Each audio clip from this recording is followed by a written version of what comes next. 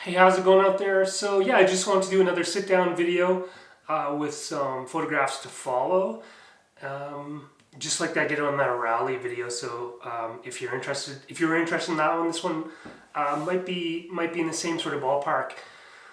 Basically, what I did was I drove early morning to the ghost town of Sharples just to photograph some of the buildings there, including a elevator that's pretty famous for local kind of abandonment photographers, rural exploration, grain elevator photographers, and yeah, it was a good drive out there. There's all fresh blanket of wet snow had fallen overnight, so it was all covered with this crusty sort of sugar, kind of icing sugar white snow. So it was pretty cool.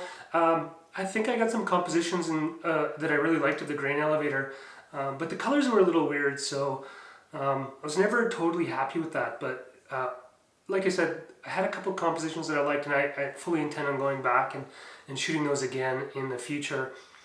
And then after that, I drove through the town. Well, it's not really a town, but I went up towards Drumheller and photographed this old grain elevator that's it's like a farmer owned one now, and probably was a town of Kirkpatrick, or maybe it was just a rail junction. I'm not sure.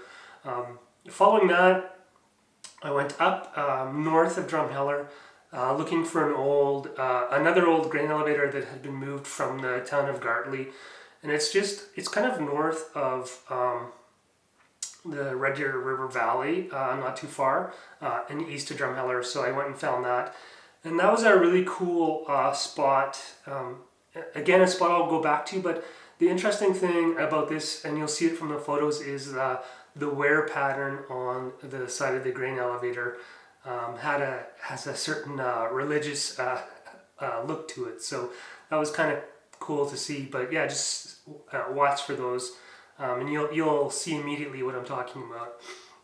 Then I cut back down to the hoodoos in the Red Deer River Valley, just east of Drumheller. Photographed those, and then I looped back past the Atlas coal mine, and I think Vulcan was the last place I stopped on the way home. That gives you the sense of it's kind of a good overview of the way I tend to photograph stuff when I'm out in the rural areas of Alberta. Just I'll try to get somewhere early when the light's nice, but then I just keep going, and I don't necessarily have a plan, but I just look around and drive and get some alone time out on the prairie. So yeah, that's that trip, and yeah, here are the photos now.